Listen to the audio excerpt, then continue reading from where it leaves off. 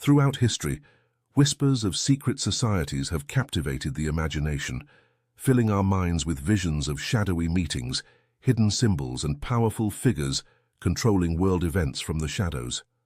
From the corridors of ancient palaces to the modern boardrooms of powerful corporations, these societies have long woven themselves into the fabric of legend and reality alike. With roots that go back centuries and influence that some say reaches into the present day, these groups have shaped, or at least claim to shape, the course of history. In this video, we'll dive into the mysterious world of 9 such societies, from historical organizations whose legacy endures to modern groups shrouded in secrecy. Each has left its own unique mark. Along the way, we'll explore both the facts and the myths that make these societies so captivating. So let's pull back the curtain and reveal the fascinating hidden world of secret societies. Number 1. The Illuminati.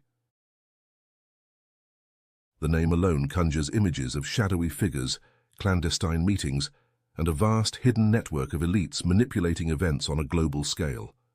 To understand why this organization continues to spark fascination and suspicion centuries after its official disbanding, we need to delve into both its historical roots and the myths that surround it.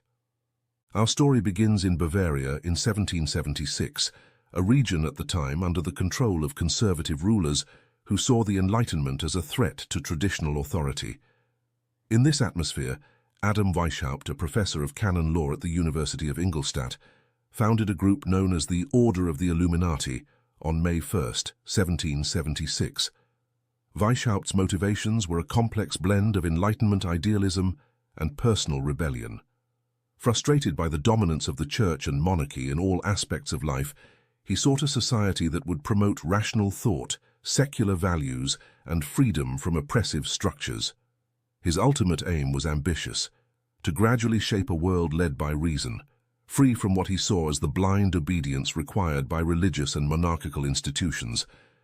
Initially, the Illuminati was a small group consisting of only 5 members who called themselves the Perfectibilists, a term that underscored their aspiration toward human and social perfection. Members took on classical pseudonyms. Weishaupt, for instance, became known as Spartacus. These aliases and the mysterious initiation rituals surrounding membership added an aura of mystique. Soon, the group adopted symbols and rituals from Freemasonry, which held a similar focus on Enlightenment principles. By aligning with Freemason lodges, Weishaupt's Illuminati gained a broader network, which helped the organization grow significantly. From a handful of members in Bavaria, the Illuminati expanded across Europe, attracting academics, philosophers, and even nobles sympathetic to its cause. At its peak, the Illuminati reportedly had hundreds of members in countries as far-reaching as Italy, France, and Denmark. But this growth also attracted suspicion. In a time when most European nations were deeply rooted in religious dogma and authoritarian governance, the Illuminati's secular republican ideals were seen as radical and even dangerous. Rumors of the group's activities began to spread, suggesting that its members were plotting to overthrow monarchies and undermine the church. By 1784, Duke Karl Theodor of Bavaria, alarmed by these reports, banned all secret societies in his territory, with specific emphasis on the Illuminati.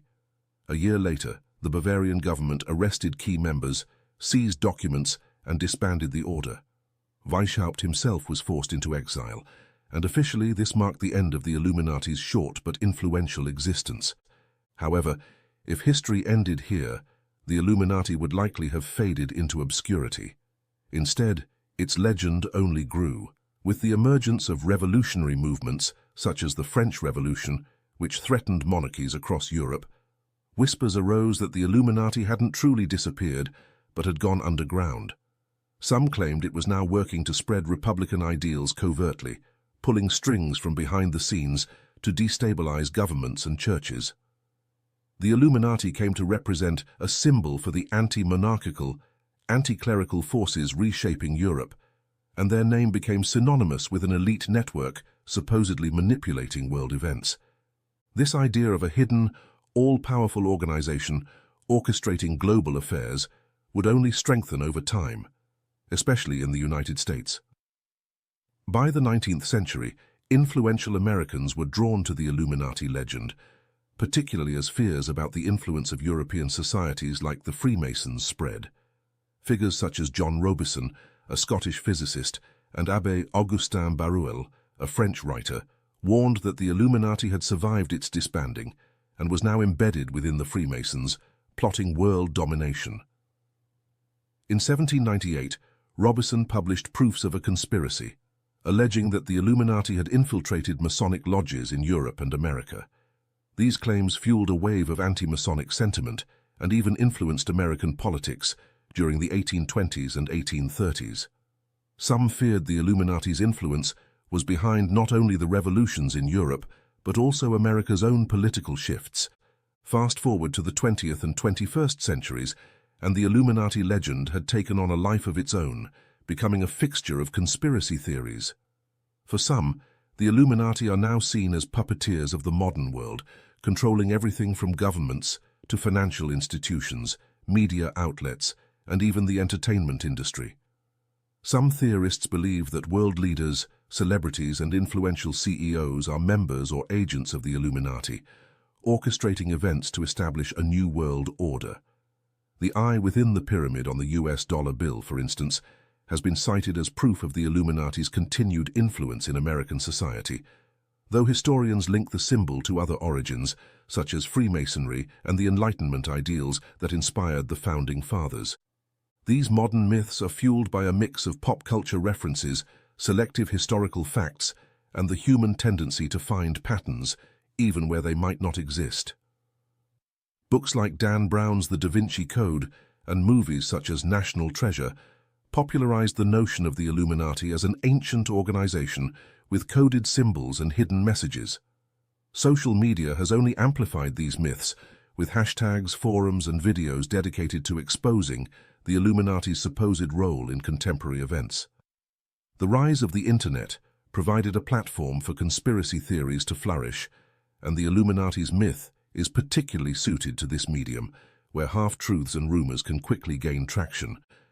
But when we look closely, the historical Illuminati was far from the all-powerful entity portrayed in these tales. In reality, it was a relatively small group with limited influence that struggled to maintain its numbers, and was ultimately short-lived. There is no solid evidence that the Bavarian Illuminati survived its disbanding, or that it extended its influence beyond a handful of intellectual circles in late 18th century Europe. Yet, the Illuminati continues to captivate us. It plays into our deepest anxieties about power, control, and the idea that unseen forces shape our lives from the shadows. This fascination also speaks to a broader psychological phenomenon, the need to find meaning and order in a chaotic world. For many, believing in a powerful, orchestrated plan by a hidden group provides an answer to the unpredictability of world events. Today, the Illuminati are both a symbol of historical intrigue and a fixture of modern mythology, blurring the lines between fact and fiction. Whether they represent a genuine threat or are merely the product of overactive imaginations, the story of the Illuminati reminds us of the enduring power of secrecy, the allure of mystery, and the human desire to uncover hidden truths.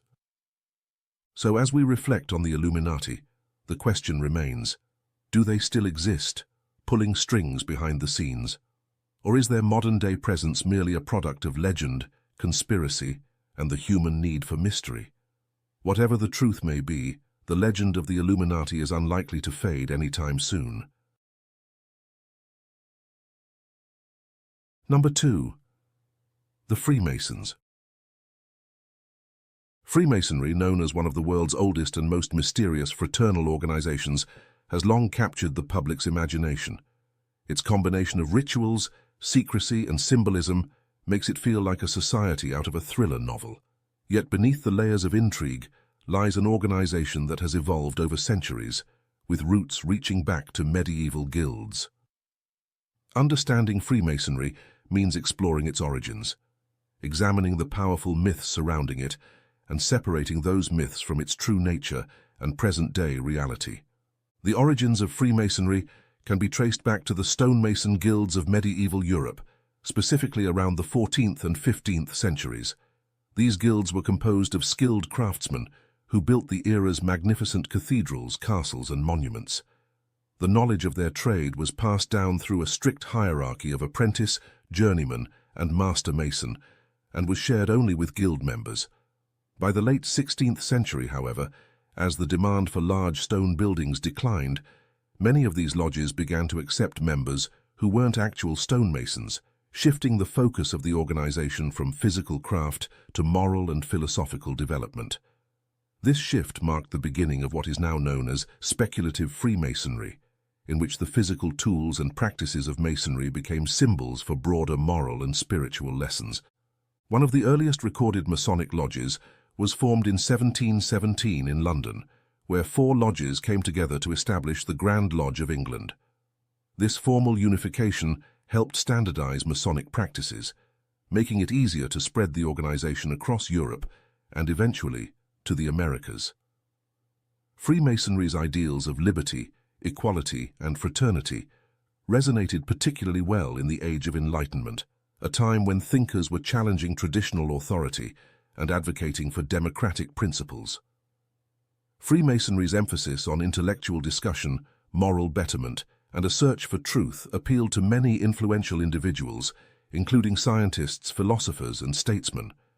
These ideals were woven into the fabric of many revolutionary movements, including the American and French revolutions, as Masonic lodges provided a space for intellectual exchange at a time when free expression was often limited by religious and state authorities.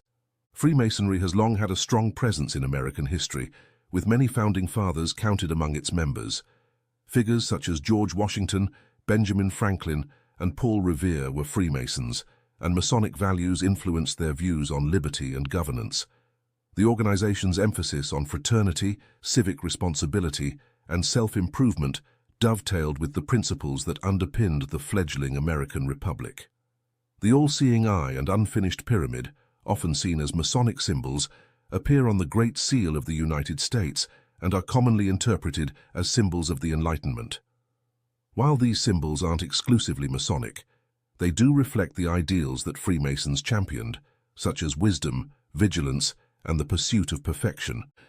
In Europe, Freemasonry played a quieter yet equally profound role. During the French Revolution, Masonic ideals of liberty, equality, and fraternity mirrored the revolutionary ethos, with many Masons participating in or supporting revolutionary causes. Though not all Freemasons were directly involved, the fraternity's influence on Enlightenment values contributed to the broader intellectual environment that made the revolution possible. Marquis de Lafayette, a French Mason, was heavily involved in both the American and French revolutions, advocating for democratic principles that aligned with Masonic ideals. One of the most intriguing aspects of Freemasonry is its use of symbols and rituals, which have given rise to countless myths and conspiracy theories. Freemasons use a variety of symbols, including the square, compass, and all-seeing eye, to convey moral and spiritual lessons. These symbols are not merely decorative, but serve as tools for teaching members to reflect on their own behavior and pursue ethical living. The secrecy around Masonic rituals has led to exaggerated tales of hidden knowledge and mystical power. For example, it's widely believed that Freemasons have secret handshakes or gestures to identify each other. While Masons do have ceremonial handshakes associated with different ranks, these are more about tradition and camaraderie than clandestine influence. Despite the fraternity's values of brotherhood and charity, the secrecy of Masonic rituals has often sparked public suspicion. This mistrust reached a peak in 19th century America with the rise of the Anti-Masonic Party, the first third party in U.S. politics. The party was formed in 1828 amid fears that the Masons were wielding undue power, especially following the disappearance of William Morgan, a man who reportedly threatened to expose Masonic secrets. Although Morgan's fate remains a mystery, his disappearance fueled anti-Masonic sentiment, leading to widespread backlash against the fraternity. The Anti-Masonic Party capitalized on these fears, accusing the Freemasons of elitism and undue influence over the government. Although the party eventually faded, the notion of Masonic secrecy and influence persisted in the public imagination. Freemasonry has also been linked to many conspiracy theories that claim the organization has a shadowy hand in global events. From the assassination of JFK to theories about the New World Order, Masons are often portrayed as puppet masters with control over governments and economies.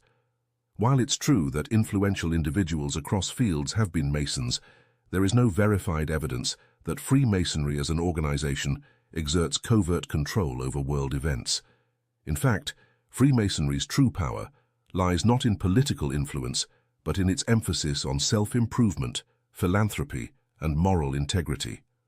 Freemasons are widely known for their charitable efforts, funding hospitals, educational programs, and various community services. These initiatives reflect the fraternity's commitment to the betterment of society, an aspect that remains essential to its mission today. Today, Freemasonry continues to thrive, with lodges worldwide. While some rites and traditions remain exclusive to members, the organization has taken steps to open up about its practices, making information more accessible to the public and actively engaging in community work. Modern Freemasonry emphasizes inclusivity, even welcoming women in certain branches, like the Order of the Eastern Star. This openness contrasts sharply with the closed-door image of Freemasonry's past, showing that while some traditions persist, the organization has adapted to contemporary values of transparency and equality. In conclusion, Freemasonry's legacy is a blend of fact and fiction. The organization's roots in medieval craftsmanship evolved into a fraternity of moral and intellectual exploration that has influenced society for centuries. Its symbols, rituals, and values reflect a commitment to personal growth and ethical responsibility. While the myths of hidden power continue to captivate the public, the reality of Freemasonry is much more grounded. Its emphasis on charity, fraternity, and moral improvement remains a cornerstone of its mission, underscoring the fraternity's goal of making a positive impact, both within its membership and in the broader community. As we consider Freemasonry's place in the world, we see that it represents not just a historical society, but a living tradition, one that encourages its members to strive for self-knowledge and community service. This timeless pursuit, perhaps, is the true legacy of Freemasonry. Number 3. Skull and Bones. Skull and Bones is one of America's most notorious secret societies. Its mystique, exclusivity, and alumni list of powerful names have made it a lightning rod for conspiracy theories and intrigue, linking it to everything from U.S. political control to global influence.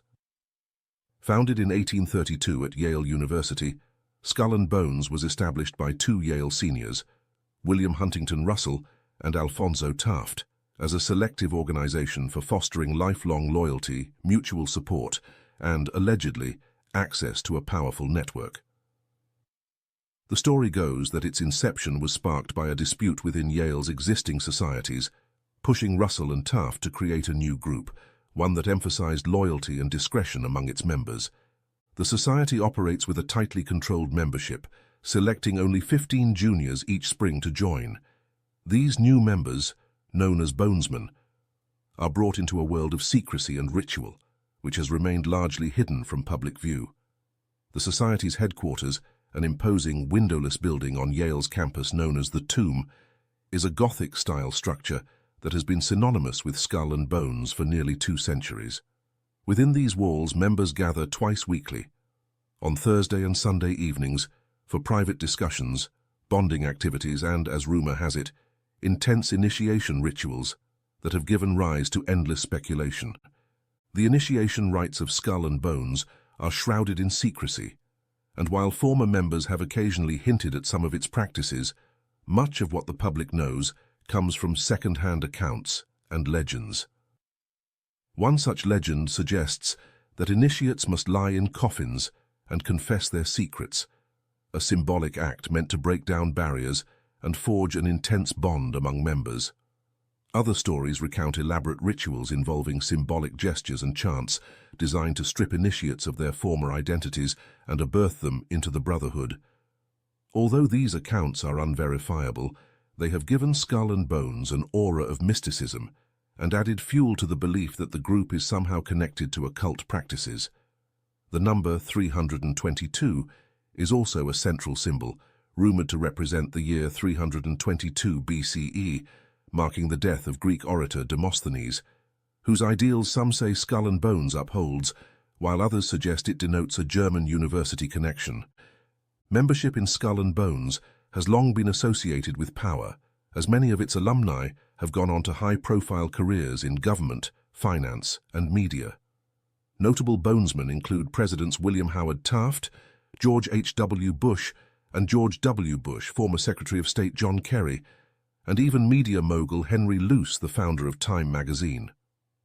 During the 2004 U.S. presidential election, both Bush and Kerry were Skull and Bones members, fueling theories that the society exerted influence over American political leadership, regardless of party affiliation.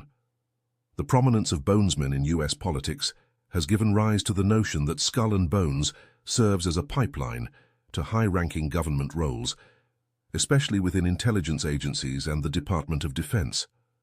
While there's no concrete evidence that Skull and Bones orchestrates a formal system of political grooming, the success of its alumni has certainly strengthened its reputation as an incubator of power. Over the years, Skull and Bones has inspired countless conspiracy theories, which have contributed to its notoriety. It's often rumored that bonesmen wield significant control over international banking, U.S. foreign policy, and major global institutions. Some have even speculated that the society has connections to the Illuminati or other shadowy organizations. Others allege that Skull and Bones has influenced key historical events, from the planning of the nuclear bomb to the assassination of John F. Kennedy. Another popular story claims that Prescott Bush, father of George H.W. Bush, stole the skull of Native American leader Geronimo from Fort Sill in Oklahoma, allegedly bringing it back to the tomb to be displayed as a symbol of conquest. While Prescott Bush's involvement has never been confirmed, the rumor persists, adding a darker edge to the society's lore. Part of the allure of Skull and Bones is its exclusivity. Each year, only a handful of Yale juniors are tapped to join, selected based on their campus leadership roles, social standing, and perceived future potential. Traditionally, bonesmen were drawn from Yale's upper-class students and had ties to old-money families. This exclusivity and the selection criteria fostered an environment where powerful connections were inevitable. Even today, being tapped by Skull and Bones is seen as a mark of distinction, and members enjoy access to an elite network that spans industries and generations. The society also owns Deer Island, a retreat in the St. Lawrence River where bonesmen gather to relax and network, reinforcing the bonds formed within the walls of the tomb. Yet, it's unclear how much the society's activities on Deer Island amount to anything more than camaraderie and tradition. Despite the theories and secrecy, there's little verifiable evidence that Skull and Bones actually holds direct control over political or economic systems. In fact, many scholars argue that its real influence lies in the network it provides, which allows members to access opportunities and support from a vast alumni base. The bonds formed within Skull and Bones may lead to career advantages, but the organization itself does not have a known mandate to exert control or influence over its members' careers. Former members like George W. Bush and John Kerry have remained silent about the details of their involvement, only adding to the society's mystique. This silence has led some to believe that the real purpose of Skull and Bones is to maintain the status quo, ensuring that its members support each other in key positions without explicit coordination. In reality, Skull and Bones is likely a complex mixture of tradition, exclusivity, and influence. Its members, by virtue of their connections, often achieve notable success, but their affiliation doesn't guarantee political power. The society's mysterious rituals and the lifelong loyalty it demands make it unique, and while the secrecy adds to the allure, it also provides fertile ground for myths and conspiracy theories. Ultimately, Skull and Bones represents both the allure of elitism and the human tendency to believe in shadowy organizations that control events from behind the scenes. It stands as a symbol of America's fascination with secret societies, reminding us that sometimes the unknown is far more compelling than the truth. Number 4. Opus Dei. Opus Dei, which translates to Work of God, is one of the Catholic Church's most influential and controversial organizations. Founded in 1928 in Spain by a young priest, José María Escriva, its mission is rooted in the belief that everyone, not just clergy, is called to a life of holiness. Escriva envisioned a way for lay Catholics to incorporate sanctity into their daily lives, viewing work and ordinary life as paths to spiritual growth. His goal was to break the perception that only those in religious orders could live holy lives, suggesting instead that lay people could pursue holiness by devoting themselves to God in every aspect of their lives, from professional duties to family life. The foundation of Opus Dei came at a tumultuous time in Spain, just before the Spanish Civil War. Despite facing intense persecution, Escriva held on to his vision, even risking his life to preach this radical idea. In his 1939 book, The Way, Escriva outlined his philosophy in 999 concise spiritual aphorisms, offering guidance on leading a sanctified life in the secular world. Opus Dei rapidly gained followers in Spain and later expanded globally, drawing members who were inspired by Escriva's teachings. By the 1940s, it began to extend beyond Spain, reaching other parts of Europe and eventually Latin America and North America, where it found resonance with Catholics seeking a deeper integration of faith in their secular lives.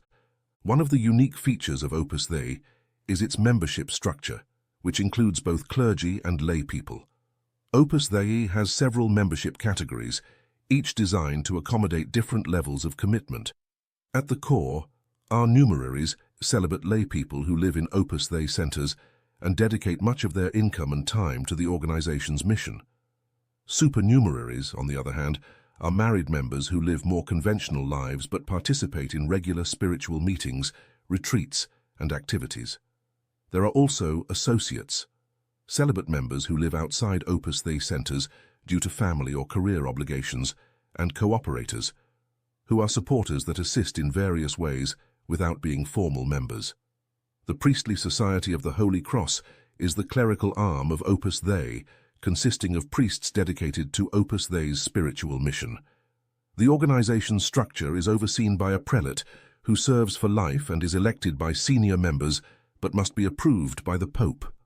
Opus Dei operates under a unique status within the Catholic Church as a personal prelature, a designation granted in 1982 by Pope John Paul II, which allows it to function independently of local dioceses and directly answer to the Pope. This status permits Opus Dei to manage its affairs with relative autonomy, focusing on its mission without oversight from local bishops, although lay members remain under the jurisdiction of their respective diocesan bishops for non-Opus Dei matters. This arrangement is rare within the Catholic Church and has led some to view Opus Dei as a powerful, even insular organization with unique privileges. The designation also underscores the Church's endorsement of Escriva's mission, which was later reinforced by his canonization as a saint in 2002 by John Paul II. Despite its official standing, Opus Dei has long been the subject of controversy and conspiracy theories. Its conservative stance on Catholic doctrine, strict rules for members, and reputed secretive practices have led some to label it as a clandestine power within the Vatican. One of the most persistent myths surrounding Opus Dei is its supposed manipulation within the Vatican's inner circles, using influence to shape church policy or to promote its conservative values.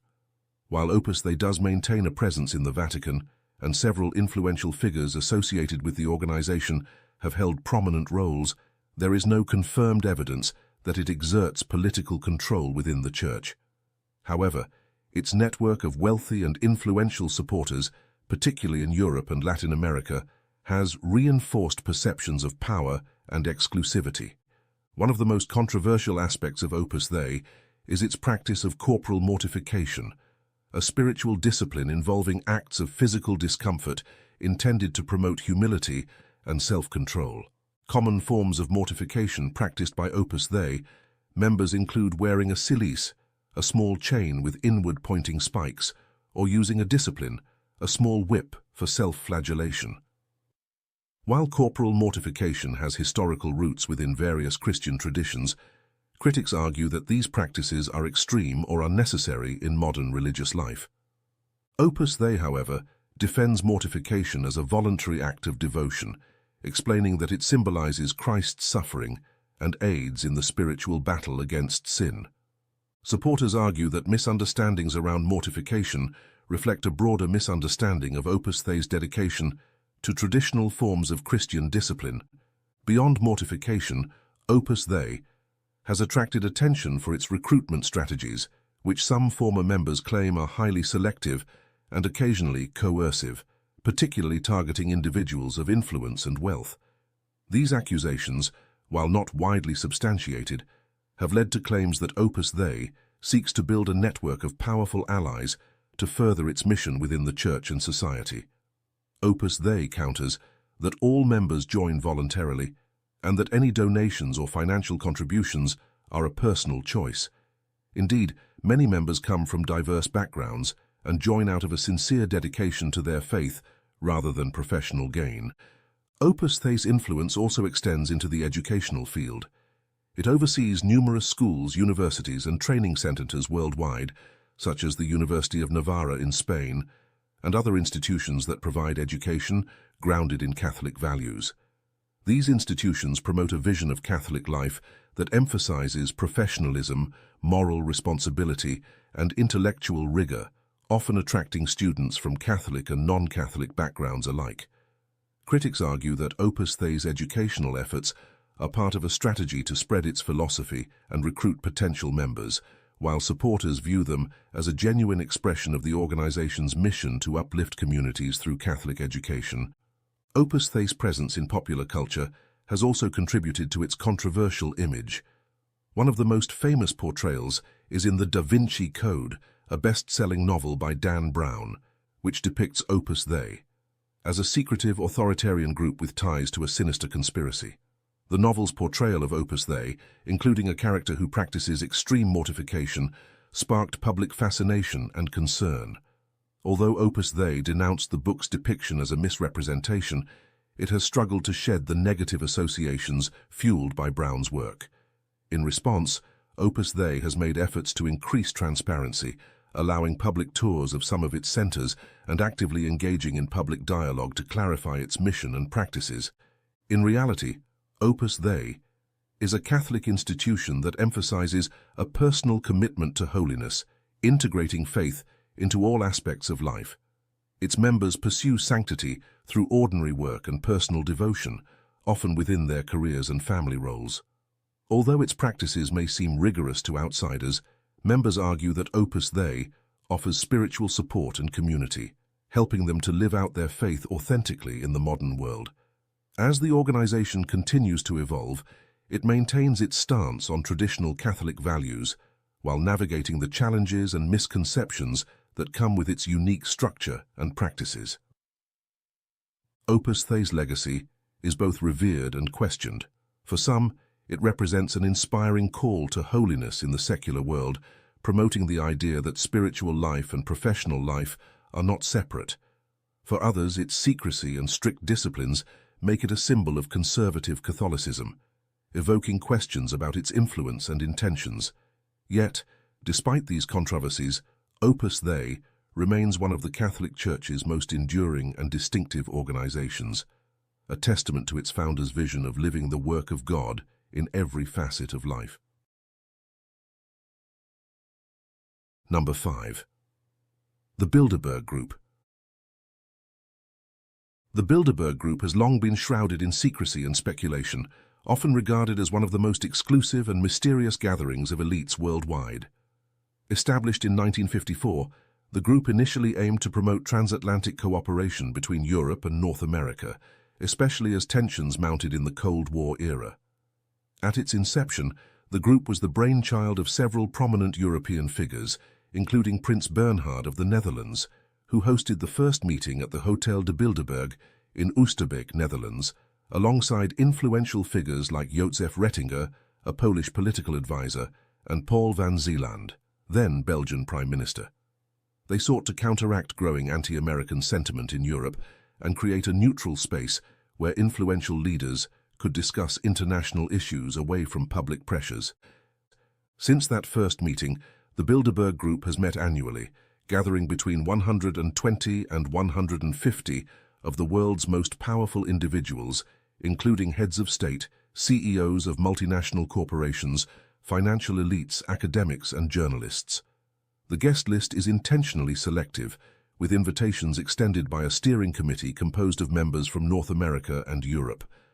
Notable past attendees have included figures such as Henry Kissinger, Bill Clinton, Angela Merkel, David Rockefeller, and the CEOs of major corporations like Google, Microsoft, and BP. Each year, the chosen participants convene under the Chatham House Rule, which allows them to use the information from the meeting but prohibits the disclosure of the speakers' identities or their statements. This practice fosters open dialogue on controversial and strategic issues, but it also feeds the notion that the group has something to hide. One of the most pervasive myths surrounding the Bilderberg Group is that it is a front for a new world order, a coordinated attempt to establish a one-world government controlled by a powerful, secretive elite. This theory suggests that members of the Bilderberg Group are working to centralize global power, undermining democracy and national sovereignty to achieve greater control over the world's economy and politics. The secrecy around the group's agenda, combined with its elite guest list, has led to accusations that it operates as a shadow government for the world's wealthiest and most influential figures. Protesters often gather outside Bilderberg meetings, and the group has become a focal point for conspiracy theories, inspiring books, documentaries, and even protests. However, former participants and insiders argue that these conspiracy theories are overblown.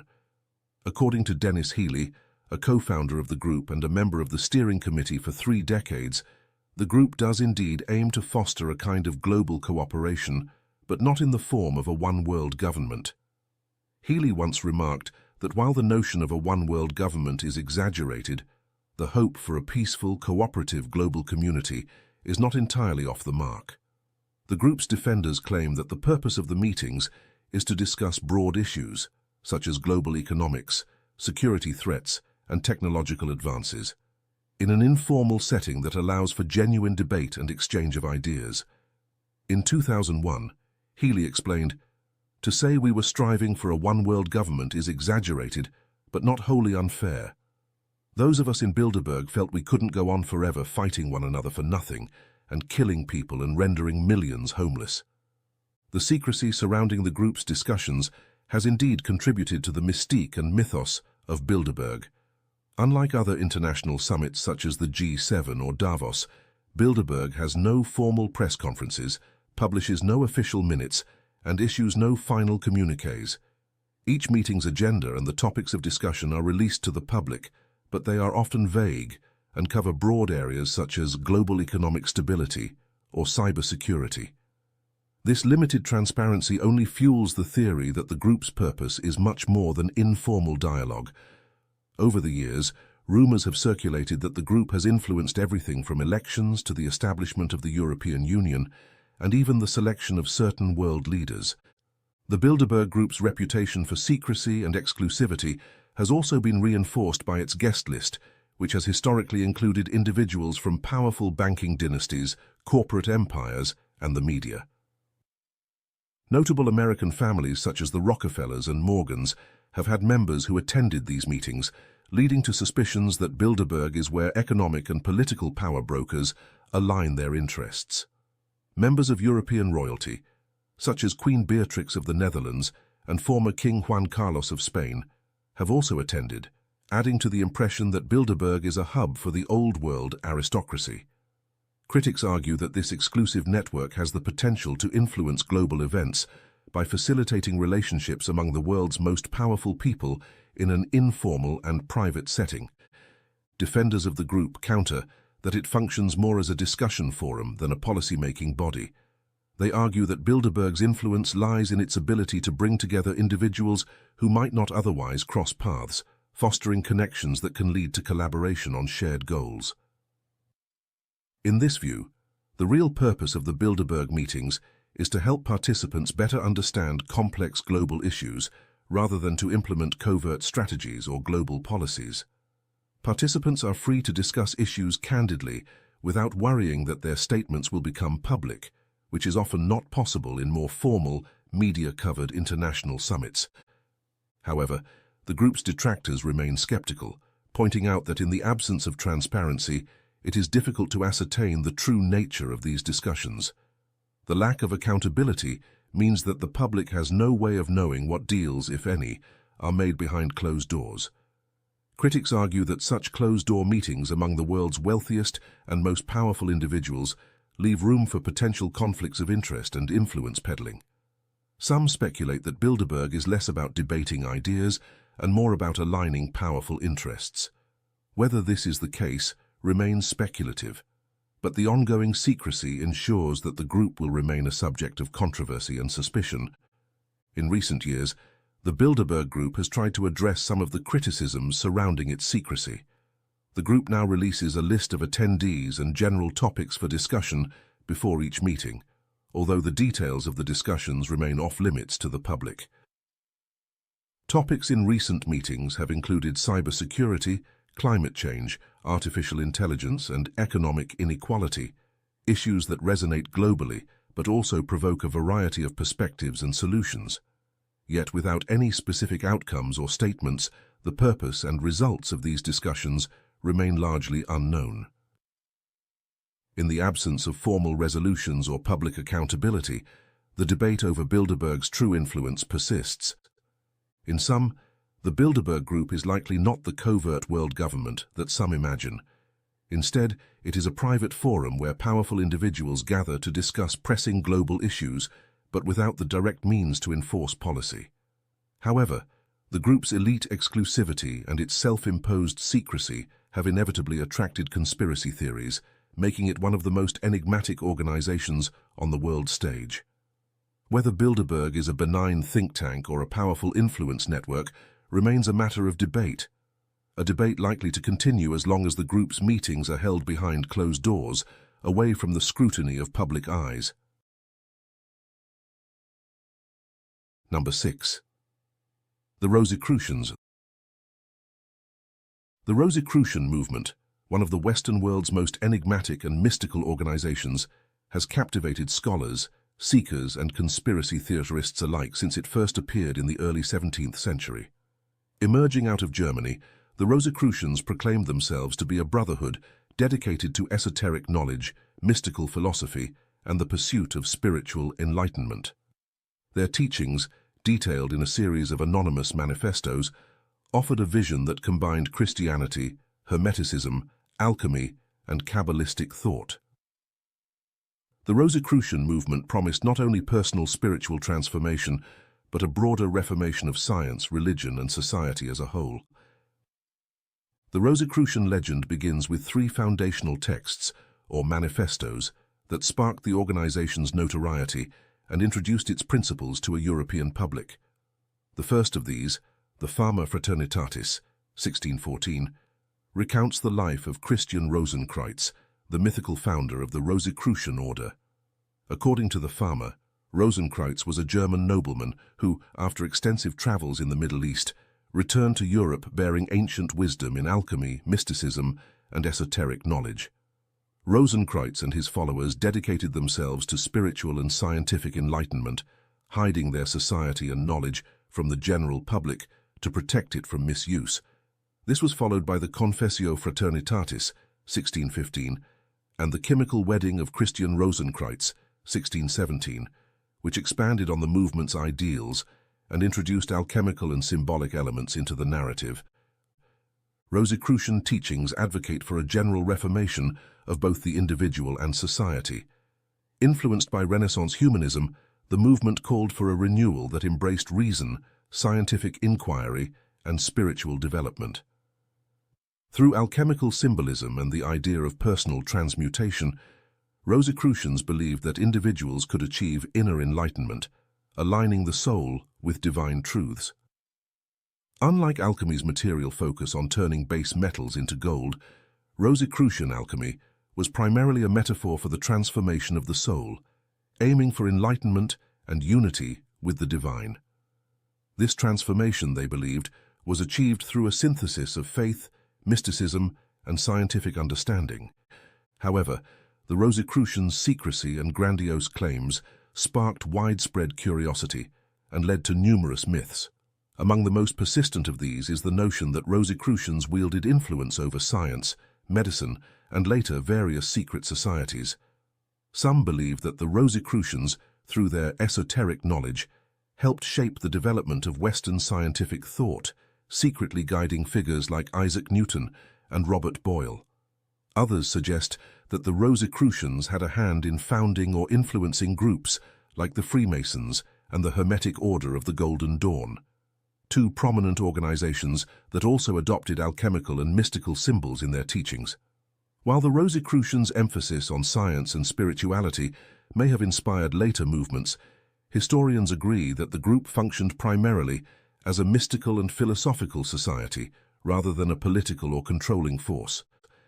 The Rosicrucian philosophy combines various spiritual and scientific perspectives, including Hermeticism, which emphasizes the connection between the microcosm, human beings, and the macrocosm, the universe.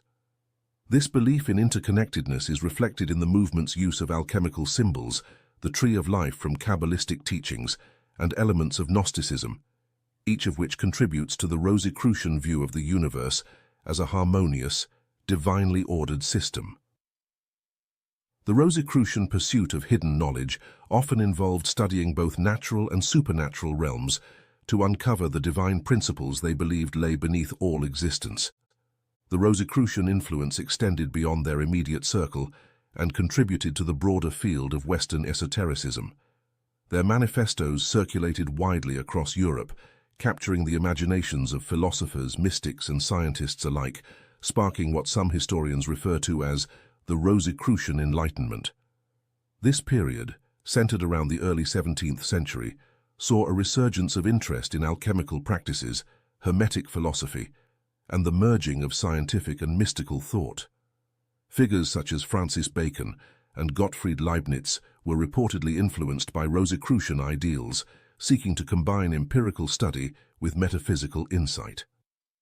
Even later, in the 18th and 19th centuries, Rosicrucian ideas contributed to the formation of new spiritual societies and continued to influence literary works and art. Today, Rosicrucian organizations such as the ancient mystical order Rosicrucis, Amorc, continue to exist, preserving and disseminating the teachings attributed to Christian Rosenkreuz and his followers. These modern Rosicrucians emphasize meditation, spiritual study, and self-discovery, aiming to guide individuals on a path of personal transformation. Though these contemporary organizations don't claim to wield influence over science or politics, they see themselves as part of a continuous line of spiritual tradition that dates back to the origins of the Rosicrucian manifestos.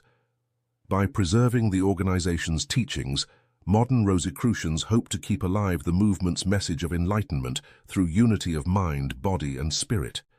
In conclusion, the Rosicrucian legacy is both profound and complex, a mix of genuine mystical tradition and mythic allure.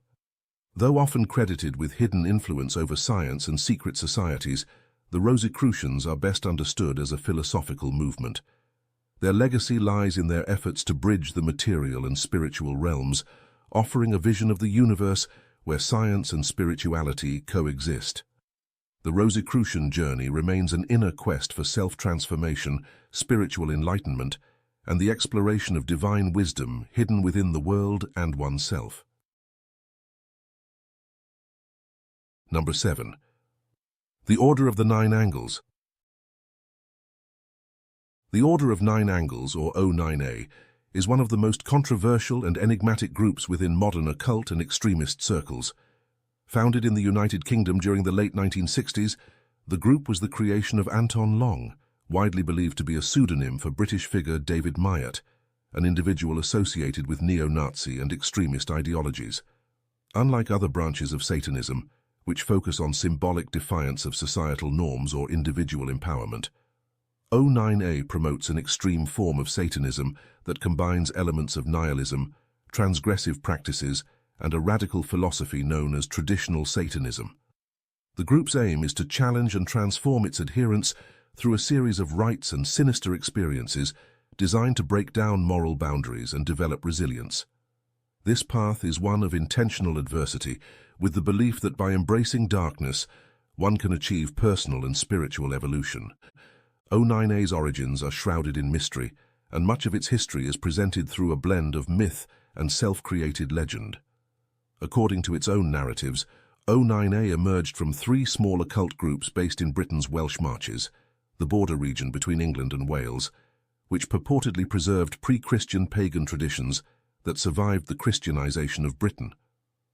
In the late 1960s, a grand mistress of these groups unified them to form what would later become the Order of Nine Angles. This figure then initiated Anton Long, who eventually succeeded her and took over leadership. Under Long's guidance, O9A expanded its practices, combining occultism with anti-establishment and anti-Christian ideologies, and evolving into a decentralized network of Nexians, or cells, which allowed followers across the world to establish small, loosely affiliated branches of O9A without direct oversight.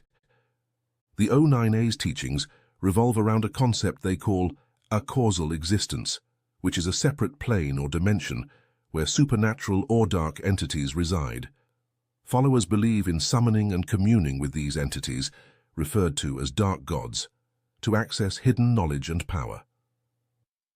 This focus on a causal existence distinguishes O9A from other occult organizations that view Satanism as either symbolic or atheistic. According to O9A doctrine, through rituals and ordeals meant to connect them with these dark, acausal forces, members can transcend conventional morality, experience personal transformation, and achieve what they describe as eonic change, a transformation of self and society aligned with their anti-establishment and nihilistic beliefs. One of the O9A's most extreme practices is known as the insight role, a ritual that requires members to engage in real-life experiences that test their limits.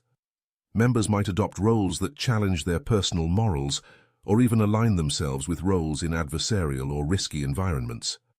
For instance, initiates have been known to take up positions in law enforcement, the military, or extremist political groups to deepen their understanding of society's inner workings and to cultivate personal strength. The organization's texts describe these insight roles as critical to shedding one's social conditioning and embracing a sinister perspective. Critics argue that this practice intentionally leads members to become involved in criminal or violent activities, with reports of past adherents engaging in roles that cross moral boundaries and encourage illegal actions.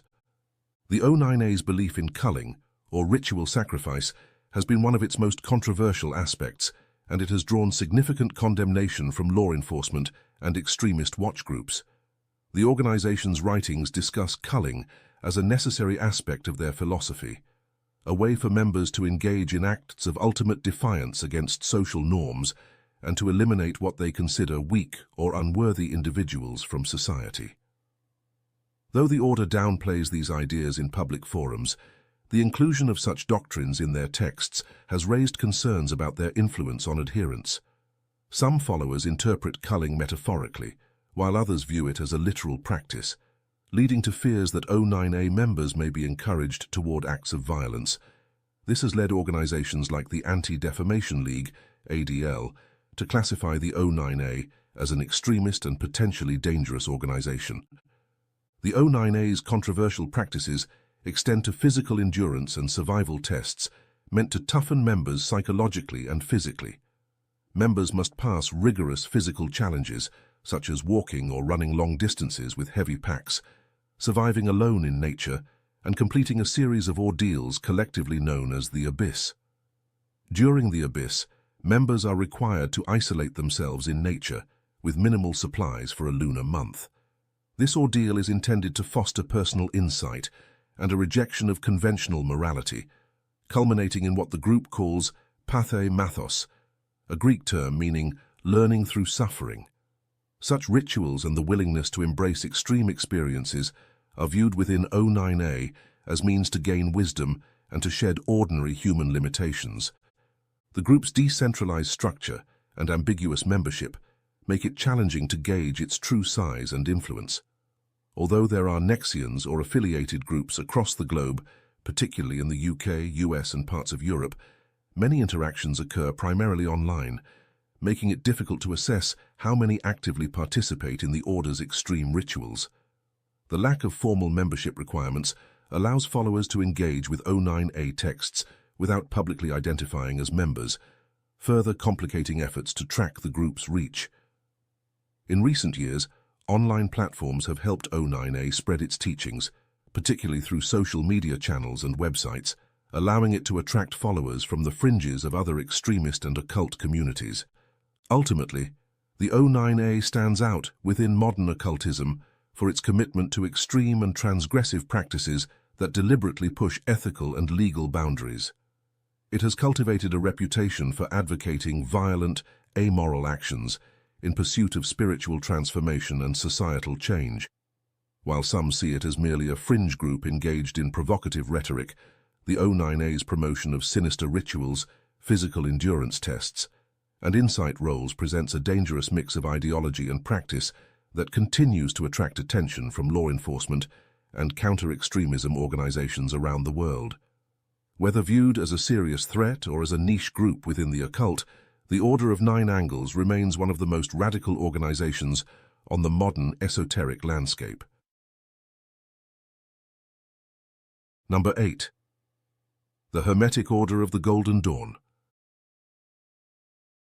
The Hermetic Order of the Golden Dawn, founded in England in 1888, was a groundbreaking esoteric organization that combined elements of magic, mysticism, and occult philosophy. Established by William Wynne Westcott, Samuel Liddell MacGregor Mathers, and William Robert Woodman, the group aimed to create a structured path to spiritual enlightenment and the mastery of ceremonial magic. All three founders were associated with the Societas Rosicruciana in Anglia, SREA, a Masonic group dedicated to Rosicrucian studies, and were inspired by a mysterious collection of documents known as the cipher manuscripts.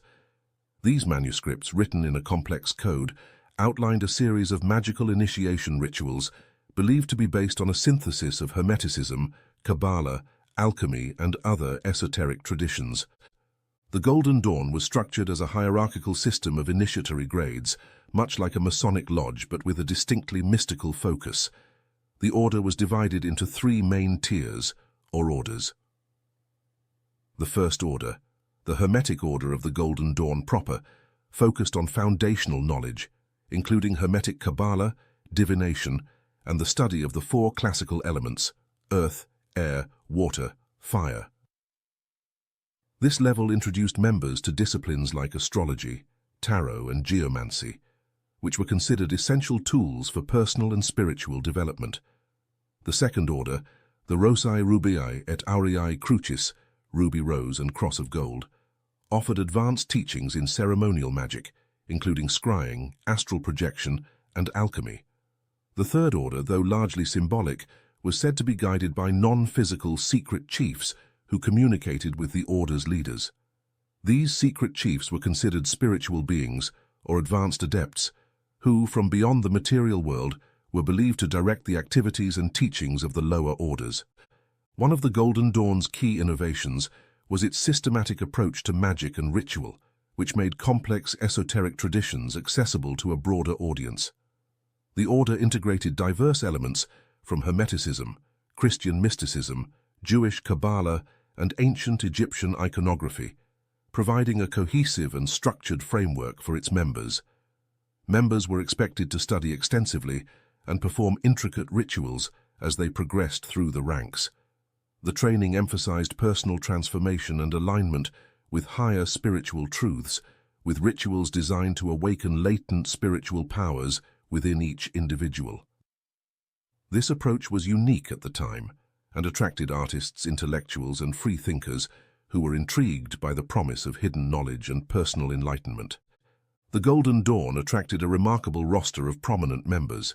Notable figures included W.B. Yeats, the Irish poet and playwright, Maud Gonne, an actress and political activist, Arthur Machen, a writer of supernatural fiction, and A.E. Waite, an occult scholar and co-creator of the Rider-Waite Tarot deck. For these individuals, the Golden Dawn provided both a mystical path and a creative outlet. W.B. Yeats, for example, incorporated symbolism from the Golden Dawn's teachings into his poetry, infusing his works with a unique blend of spirituality and occult symbolism. The order's openness to both men and women was also revolutionary, allowing women to hold high ranks and participate fully in the rituals, a rarity in the esoteric societies of the time. Despite its groundbreaking work, the Golden Dawn's unity was not to last. By 1900, internal conflicts began to fracture the order.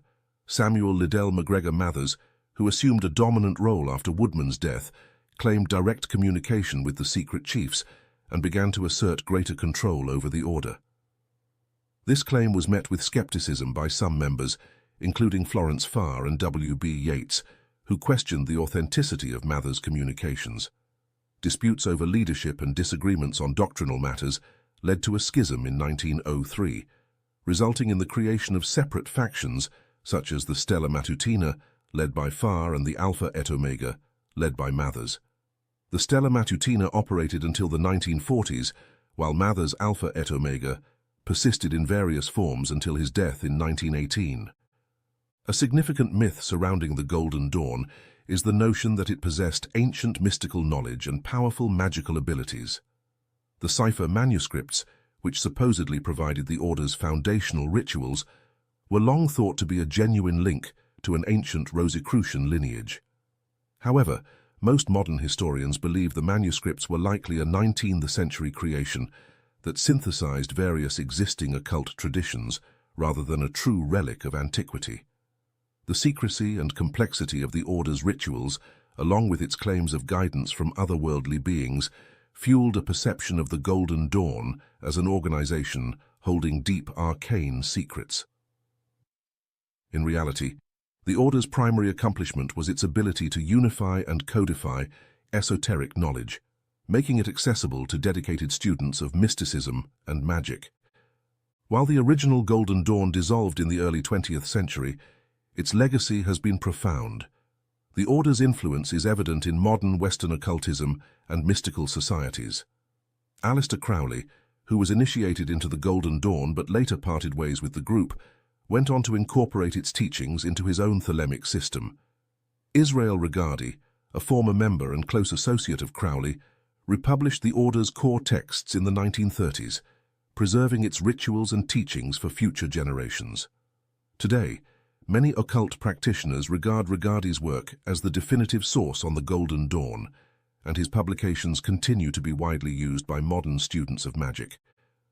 The Golden Dawn also contributed significantly to the development of modern Wicca, neo-paganism, and the contemporary practice of ceremonial magic.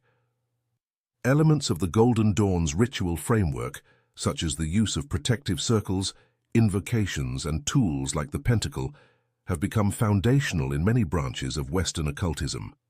Additionally, the order's emphasis on self-knowledge, ritual discipline, and the integration of diverse mystical traditions laid the groundwork for later occult systems, including those of the Ordo Templi Orientis, OTO, and the builders of the Aditum, BOTA, as well as the popularized forms of Hermeticism found in today's New Age movements. In conclusion, the Hermetic Order of the Golden Dawn was much more than a secret society. It was a transformative force that introduced a new approach to Western esotericism.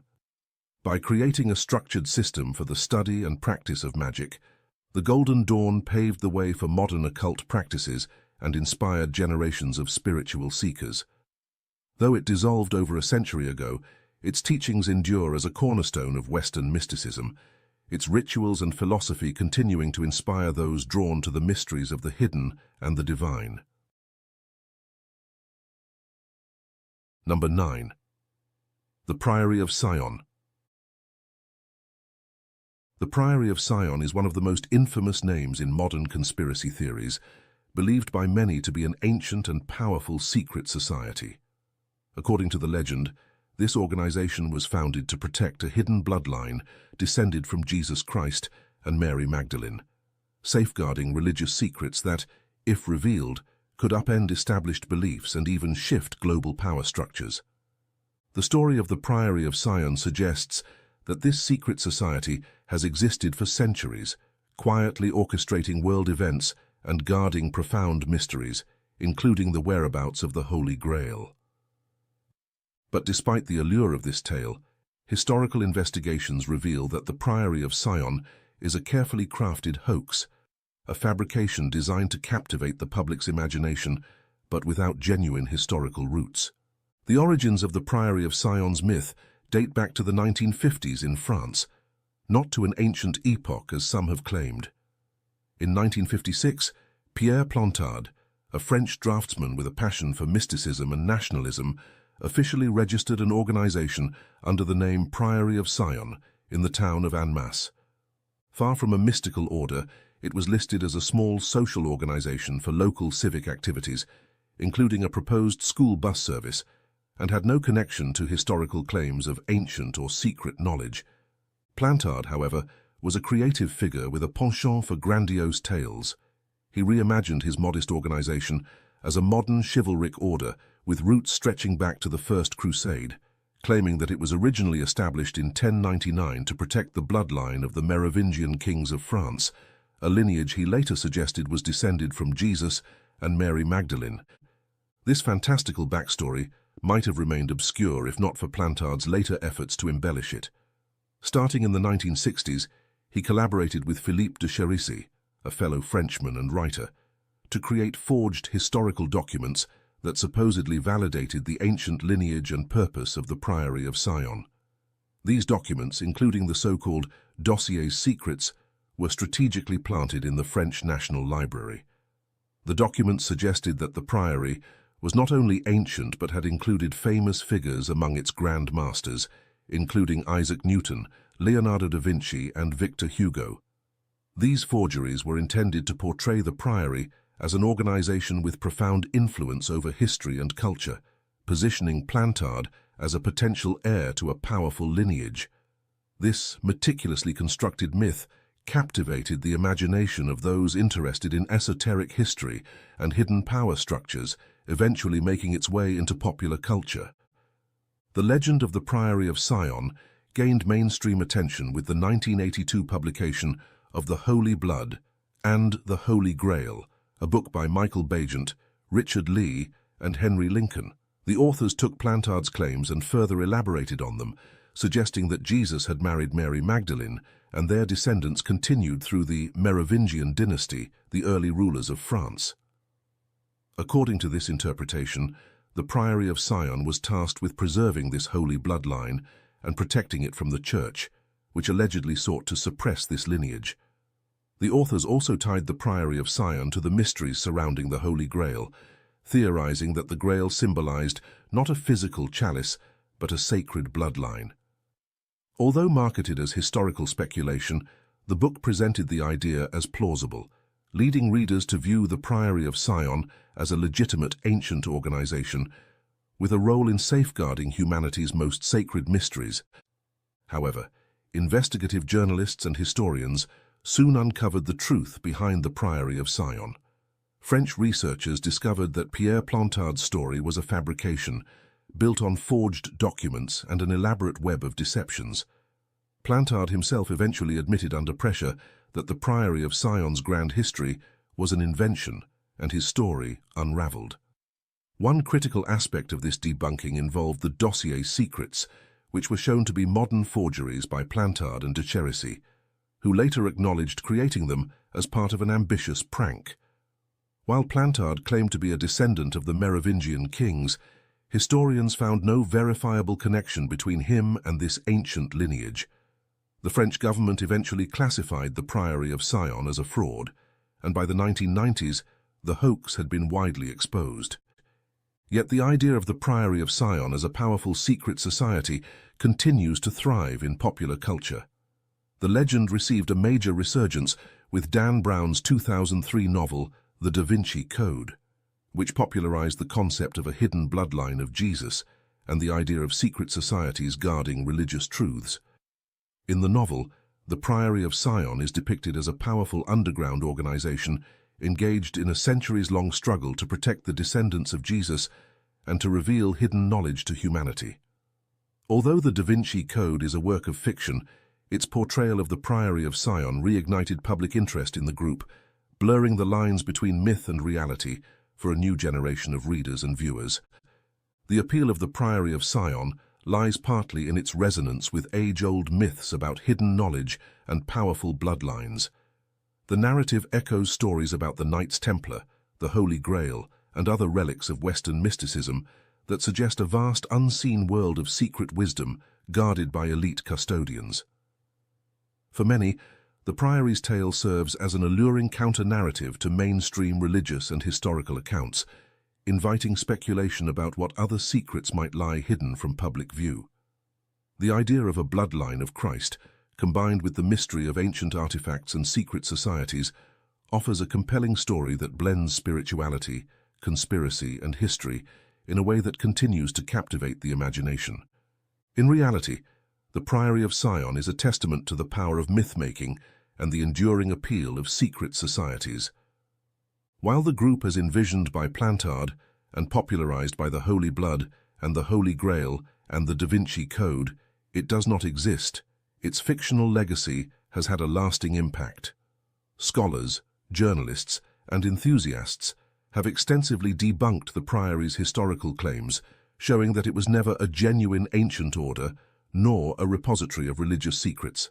Nevertheless, the Priory of Sion's fabricated history has shaped the landscape of modern conspiracy theories and serves as a reminder of how easily myth and reality can become entwined.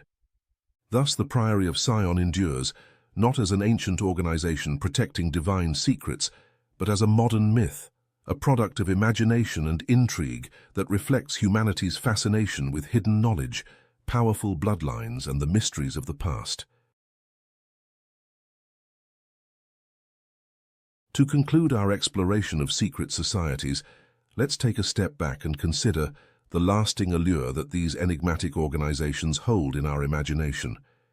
Each society we've covered, the Illuminati, the Freemasons, the Order of the Nine Angles, the Rosicrucians, and others, demonstrates how the human mind is drawn to secrecy, exclusivity, and the unknown. This fascination with secretive organizations has deep psychological roots. As humans, we are naturally curious and find mystery compelling. Secret societies captivate because they promise hidden knowledge and exclusive power, qualities that leave us wondering what lies behind the closed doors and mysterious rituals. The mystique surrounding these groups blurs the line between myth and reality, leading to myths and conspiracy theories that suggest they hold control over world events, possess ancient knowledge, or harbor dark secrets. Whether it's the legends of the Priory of Sion safeguarding the bloodline of Jesus, or the Golden Dawn's supposed command over magical powers, these stories blend history, intrigue, and imagination, making it difficult to discern fact from fiction.